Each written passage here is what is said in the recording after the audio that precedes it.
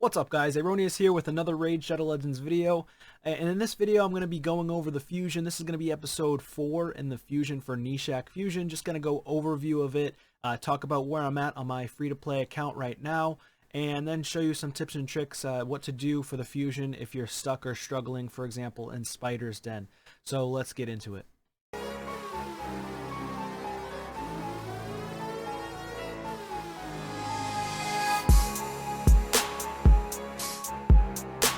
Alright, first things first. First, I'm going to showcase to you the tournaments and then the events, and then we'll go from there. So, tournaments for myself. Spider tournaments going on, right? You should be farming as much spider as possible. If you're struggling with Spider's Den, then consider farming stage 10 or stage 13. 10 is obviously going to be easier. And then you can also, if you can do it, then farm stage 20, of course. Now, I'm only at 1,300 points right now. I haven't been farming a whole lot of spider. I've been doing mainly champion training in the campaign and nightmare campaign. And then we've got the classic arena going on as well. So for classic arena, of course, that's not going to be started. Actually, no, classic arena is not going on yet. It's going on in 6 hours. So classic arena is going to be started soon. So not until literally 4 a.m. where I'm at. And then wherever you guys are living, whatever time that may be, but I'm Eastern Standard Time. Champion Chase, 5 hours, 50 minutes to go. Champion Chase, take first to win a prize. Hold on, wait a minute. There must be news on this, so let me just take a peek real quick. News. Double up. Oh, holiday. Happy holidays. Let's see. Okay, this must have just came out in the morning. Let me slide myself over. Holiday season flare, yada yada yada. On to find out more about how to win a powerful champion and get a free Christmas gift. Free Christmas gift, okay? For a short time only, 8 UTC Friday, December 23rd to 8 UTC Monday, we're running a special champion chase. Okay, it's free, but not really, because there's going to be people, like I'm level 100, so I'm going to be facing a lot of pay-to-win players that are level 100. And they're going to absolutely demolish me. So there's no way I'm going to get torn in the cold. Absolutely no way. So I'm out of this one already. Boom. Free to play. Main account is completely out of it. Not going to win. If you're free to play or low spend, more than likely you're not going to win Torm in the Cold. Unless you have hundreds and hundreds and hundreds of shards saved. Unless you're like Eobard or Final Kenpachi. You know what I mean? Like if you're one of those dudes, then probably you could do this. But if you're not one of those dudes, then you're probably not going to do this at all. You're most likely just going to lose. So, assuming that you're level 100. Now, Jingle Hunter, Frostbringer, both garbage champions. Jingle Hunter is not too garbage where, like, you can use him early game in Arena. I think he has the speed aura, but he just doesn't bring enough damage. He's good, like, really, really early on in Arena, like Silver. You can get into Gold, but again, you don't want to waste your best gear on this dude. You're going to end up getting a better champion in the long run. So Frostbringer doesn't even do a frost or a freeze, that is, on any champion, so that's stupid. They need to rebuff her yet again because they didn't even give her a freeze ability. This is ridiculous. Why is she even a Christmas champion if she can't even freeze? If her name's Frostbringer, no, it's just, no. She's garbage. If you get her, feed her. She's trash. Glacea Soul Guide, she was supposed to be built to counter the who could they counter? They can counter Warlord. So she was supposed to be meant to counter Warlord, and she didn't end up actually working out as good as people thought because she's too RNG based.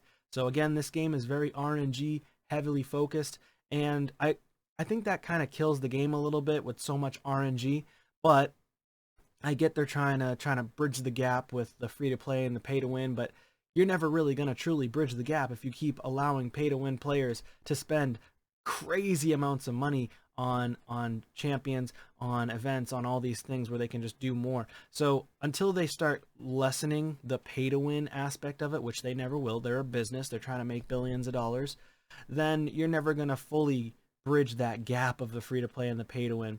Now there are some free-to-play players that are out there that have made platinum, and they have completed the entire game. I've completed all rotation of Hard Doom Tower, and I've, Ultra Nightmare, Clan Boss, whatever, pretty much late game. I can almost beat Iron Twins 15 at this point. I struggle right now with the new boss, the new guy that just came out, but Other than that, I'm very late game for a free-to-play player.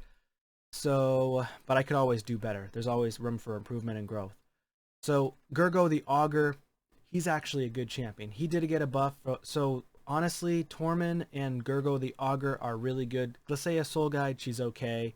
She's not that great. I never even see her in Arena. Even in Gold 5, I never see her at all. Gurgo the Augur, I see more of him than I see Glacea Soul Guide. He's actually pretty powerful, and he places the freezes as well. So does Tormund. Tormund's very, very strong, all over the place in Gold 5 Arena, Gold 4 Arena. He's just everywhere.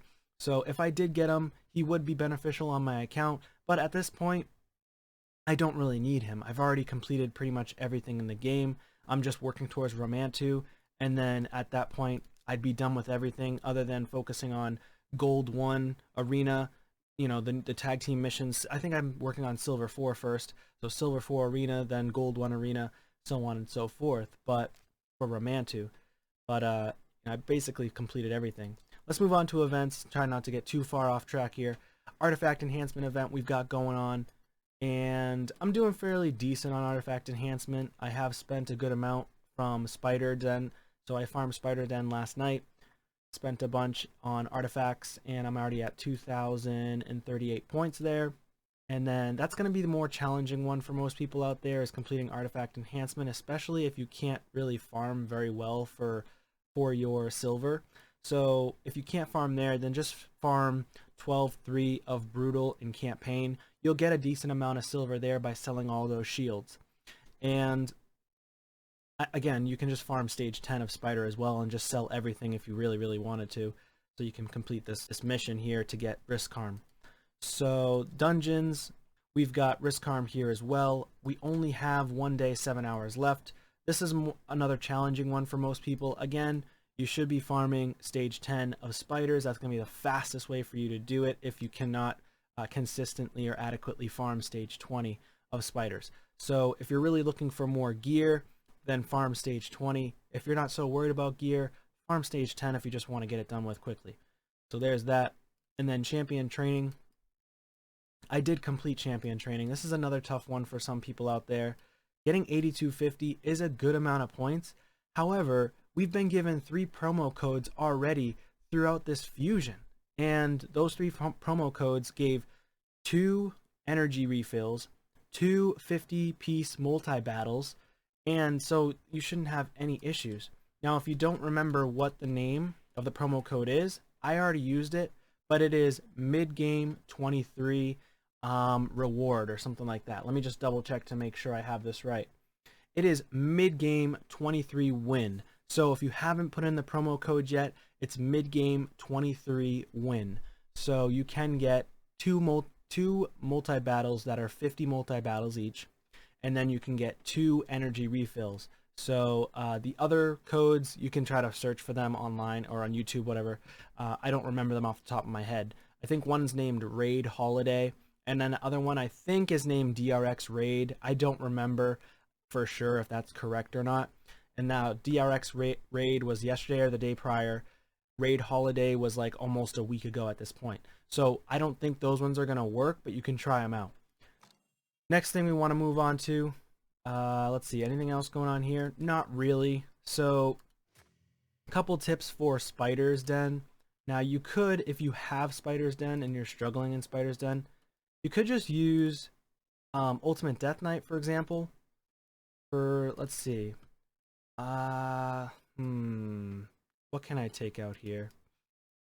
So you could just put in Ultimate Death Knight. I'm pretty sure Ultimate Death Knight has a defense in all battles aura, which he does, so you can put him in the lead as well if you want.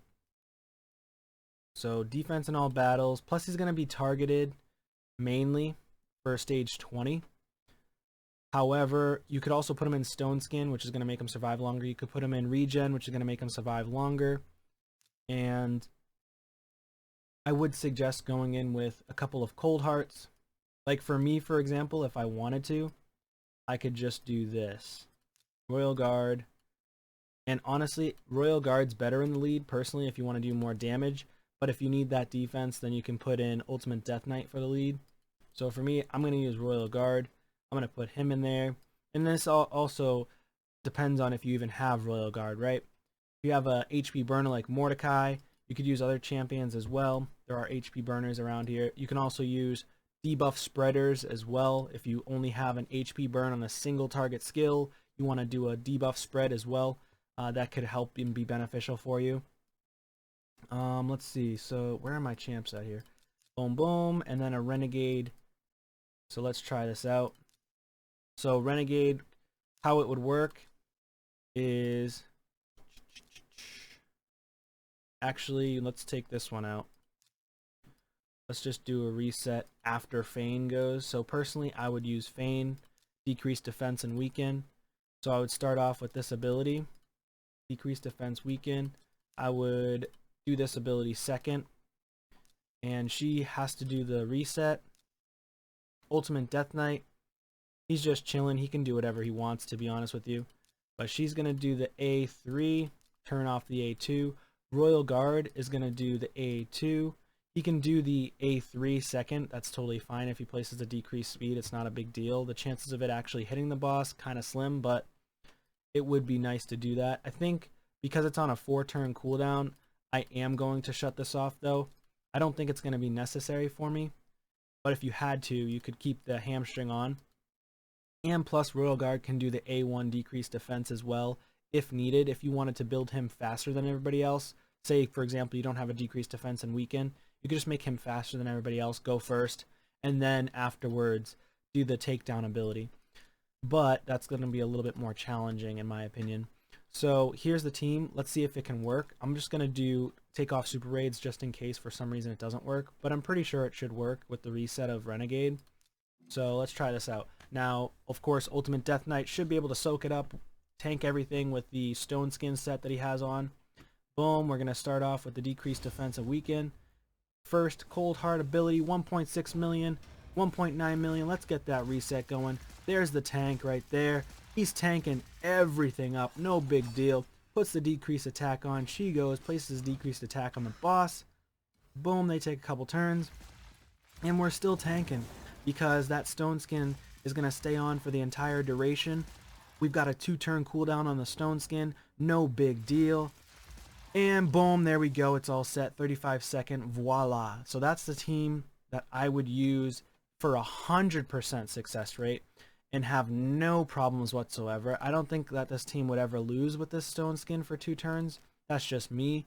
Unless for some reason we didn't land the decreased defense or the weaken, but I'm pretty sure it's going to be very, very, very consistent. Probably like a 3% chance to lose. I don't think it's going to be any less than that. But this is actually a halfway decent piece if it lands on accuracy. So not too shabby. There you go, guys. That's where I'm at in the Gnishak fusion. How are you guys doing? Let me know in the comments down below. Do you have any questions? Leave it in the comments down below as well. Appreciate you guys for watching this far, and subscribe to the channel if you haven't already. I appreciate you guys. Peace.